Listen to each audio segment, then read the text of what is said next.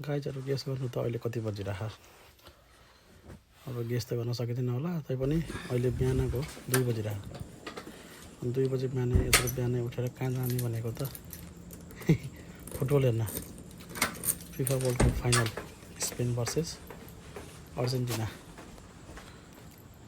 हेर्न त मोबाइलमा नि हेर्न सकिन्थ्यो कि तर एउटा रेस्टुरेन्टमा पर्दामा लगाएको थियो सबले त्यही भएर त्यही पर्दामा हेरौँ सबैजना साथीहरू मिलेर त्यही भएर त्यहीँ जान लागेको हामी गाडीमा आउनुभयो लिन अब जानुपर्छ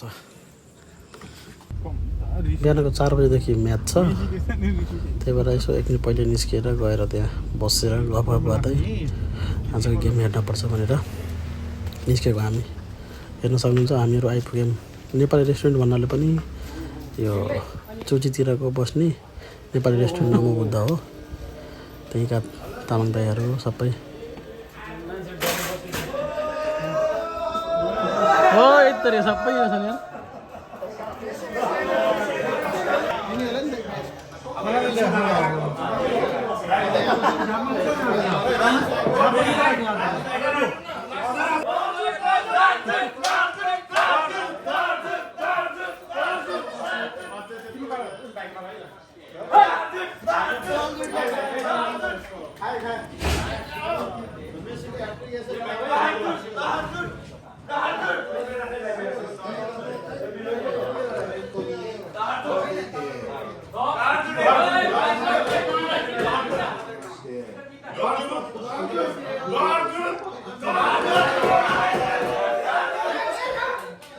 कहाँ छ भन्दाखेरि त्यो भित्र छ क्या निक्लिन्छ नि त त्यही भएर लेडिज एन्ड जेन्टलमेन हल्ला चाहिँ अलिक कम गरौँ है 4 बजिसक्यो गेम चाहिँ सुरु भइसक्यो अब आफ्नो आफ्नो देशको नेसनल एन्थेम सबले पालो पालो गरेर गेम चाहिँ सुरु हुन्छ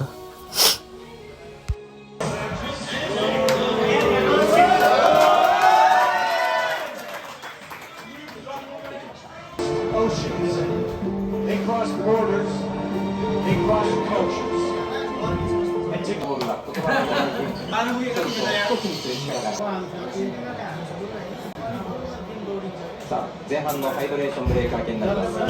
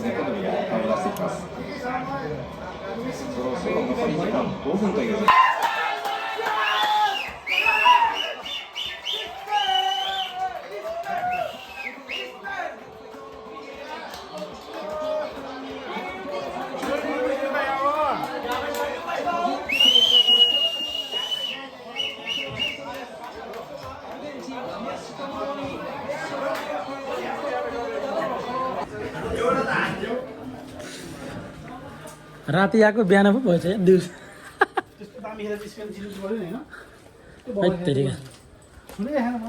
बल चढ्नै दिइरहेन उतापट्टि राति आएको बिहान पो भएछ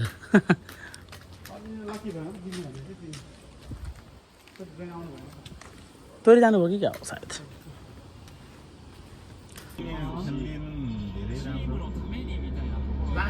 अगाडि खेल्नुपर्ने हो क्या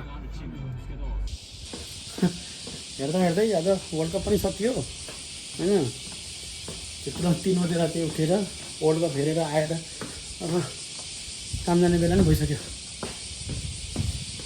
ल ठिकै छ जो जिते पनि बधाई छ स्पेनलाई पनि होइन अब हारजितको खेल हो हारजित त भइहाल्छ रमाइलो भयो जे पनि आजको म्याचमा त काम जाने बेला भयो गर्मी छ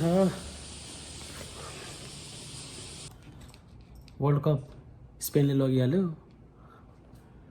गोल्डन बुट एम्बापेले लगिहाल्यो 3 घन्टाको निद्रा भन्ने मेसीले लग्यो भन्ने आजको गेमले सिकायो हामीलाई। तैपनि केही भएन, जसले जिते पनि बधाई छ टिमलाई होइन। कस्तै गर्मी घाम भोक लागिसक्यो यार। अझ त अर्जेन्टिनाहरूको टिमको त के भयो होला हालत अनि प्लस त्यसमा स्पेनहरूको के हालत भयो होला है। कसैको लागि दुःख पऱ्यो होला, कसैलाई सुख पऱ्यो होला गर्मी। नेपालमा पनि यस्तै गर्मी होला है। पार्किङ यस्तो छ यहाँ, तल गाडी राख्ने, माथि चाहिँ सबै रुम कोठाहरू हुँदो रहेछ।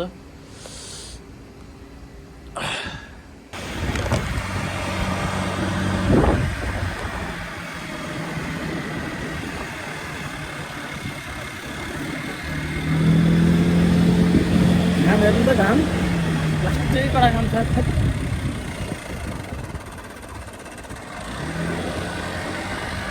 जापानमा आएर त एसीले गर्दा त बिगिसकेको छ।